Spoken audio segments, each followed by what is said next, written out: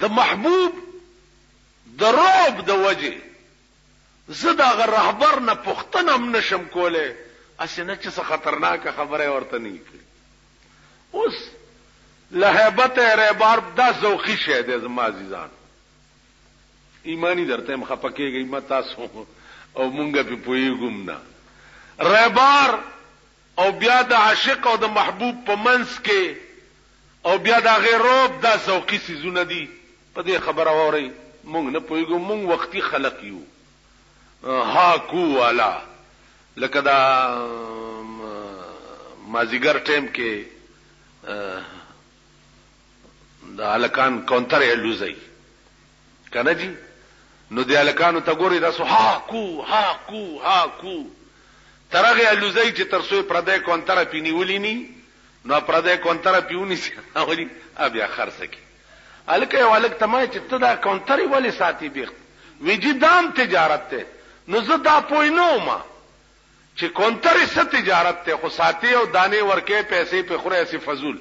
ما ته وی نه جي دا مازدیګر کې چې مونږ الوزو که نه، نو دا پې دا نورې کونترې هغې ملوزولي مونږ ملوزولي، نو د هغې کونتره زمونږ په دې سیل کې چې راشي او کینی جال پې واچو ویني سوا سبا له بیا خرڅه کړو. وی دا زمونږ تجارت. او دا رامیانو مال ما وی چې دا خو هسې څه فضول کار دی، دام قمقل نه دي. نو په باب د دنیا کې عزیزانو مونږ قمقل نه یو، مونږ ډېر هوښیار. دنیا چې په څه ګټلې کېږي او په کوم شي حاصلېږي، چل چې مونږ له څومره راځي دومره بل چاله نه ورځي. خو خبره د دین ده چې په میدان د دین کې بیا مونږ له چل نه راځي، مونږ نه پوي. والله العظیم خدای گواه دی چې په دې بیا مونږ نه پوي، زه پې نه پوهېږم. هسې هاکو والا زه مې مازدیګر کې کونتر ولوزولو والا پوهېږو نه. نو هسې مې د عرض کولو چې رهبر هغه قاصد ته ویلی شي چې کوم د عاشق او د معشوق په منځ کې خبر وړي راوړي. نو عاشق وای چې د هیبت رهبر پوښتلی نشم، له هیبت رهبر پوښتلی نشم، خدای زده څه به یې ویلي وي رهبر ته. بیا د رهبر په وجې وصال وشي محبوب سره، وصال وشي، بیا د محبوب دومره رعب وي د عاشق په زړه کې چې بیا ورته کتی نشي، کتی نشي ورته. وای ما وی مخ به سرګند وینم یارا، خدای را پیخه جدائی کړه په وصلت کې، ورسره ناستې ما ورته کتی نشي. دغه وجه ده. تاسو ذخیره حدیث وګورئ، د پیغمبر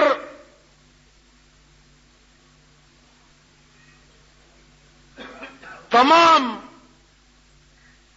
ادا چې ده، بناوټ، لاسونه، خپې، سترګې، غاښونه، شونډې، ویښته، قد، قامت،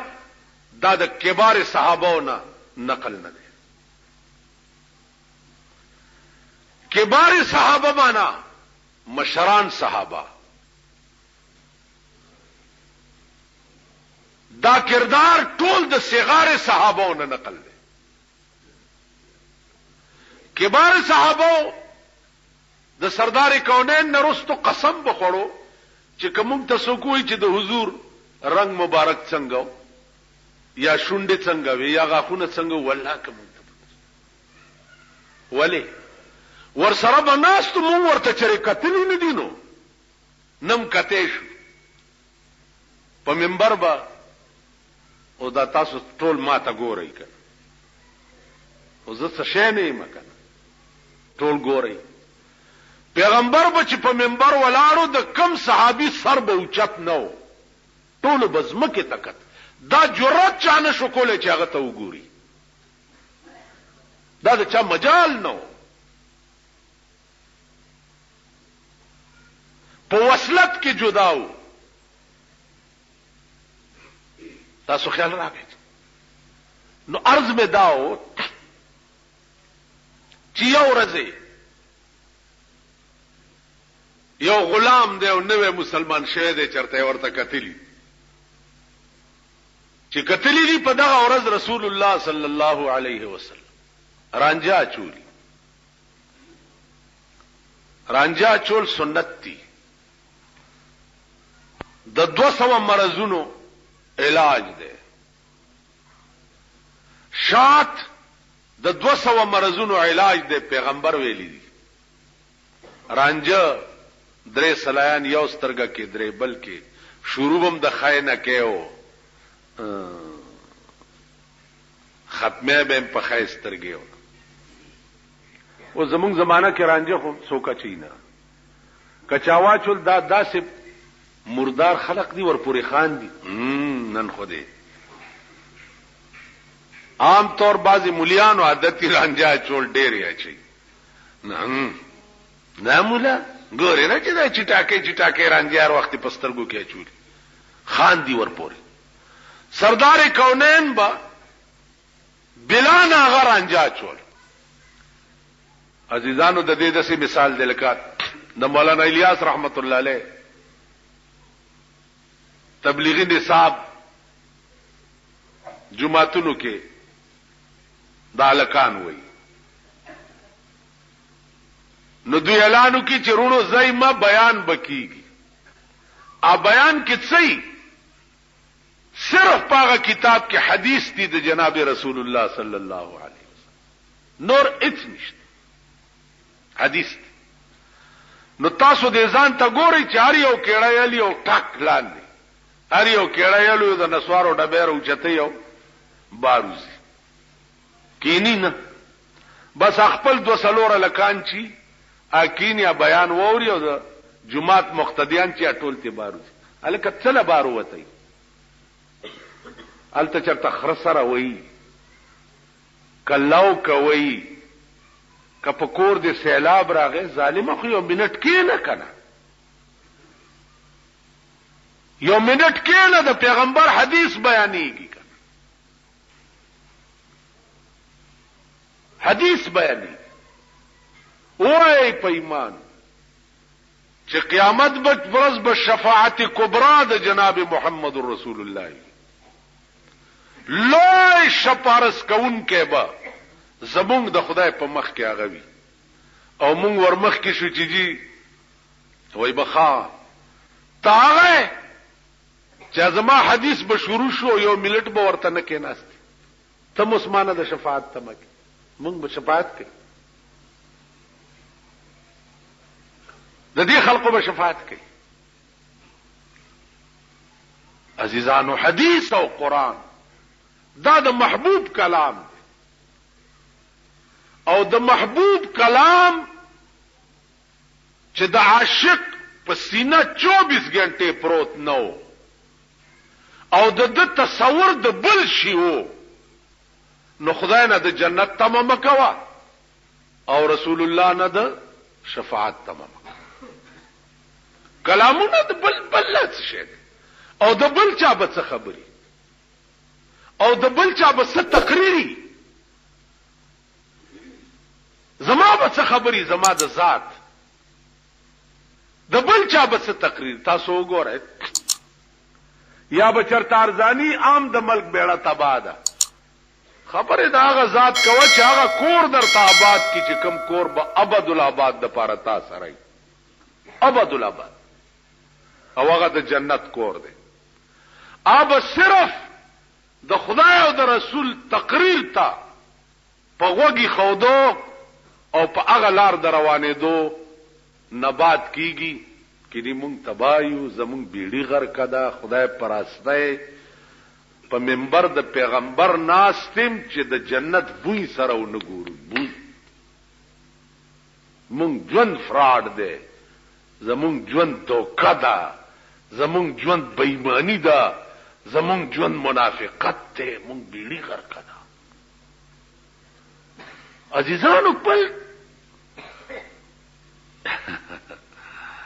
اوس مصیبت بل دی کنه مصیبت دا دی چې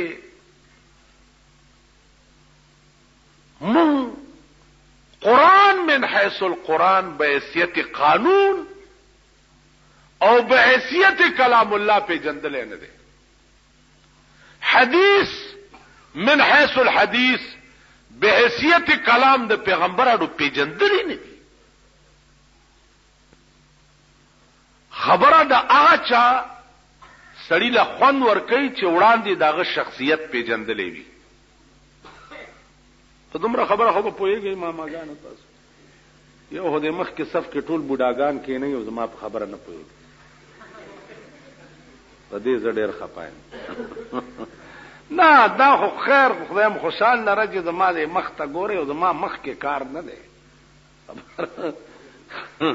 کار په خبره پوهېدو کې دی هسې سر خوځوئ ما کار په خبره پوهېدو کې دی چې وقت د قرآن د کم قوم پړه کې نو نن د پاکستان تمام قوم چې د مسلمانۍ دعوه کوي او د ټول ملک یو आवाज نه چې د دې ملک قانون چې تر څو پورې قرآن شوی نه نو مونږ په دې ملک کې د هر شي بایکاټ دی درج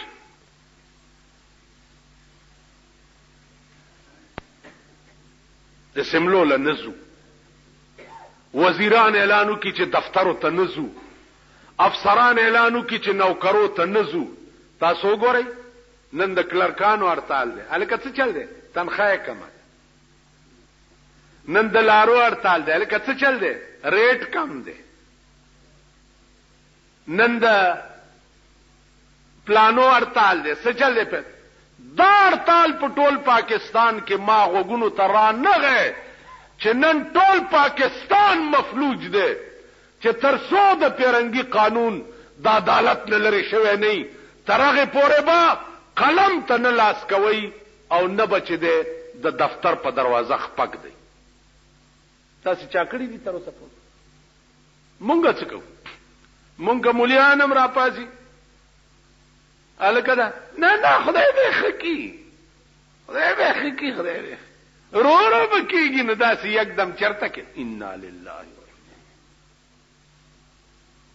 کور وران شو خلق مړ شو بیړی غرق شو قبرونو کې خپې زوړندې رو دینه پس پترو سلويخت کالو چې دا ملک په دې دوکا ساتلې کی بات کالا وہی اثر کرے نہ کرے سن تو لے میری فریاد یہ بندہ داد کا طالب نہیں یہ ہے آزاد خدا پوئے گا او حکمران طبقہ پوئے گا خدا پوئے گا او اگا خلق پوئے گا چت چا پلاس کے دا نظام دے او نیرا ولی تاسو ته صرف دومره عرض دے چې زړه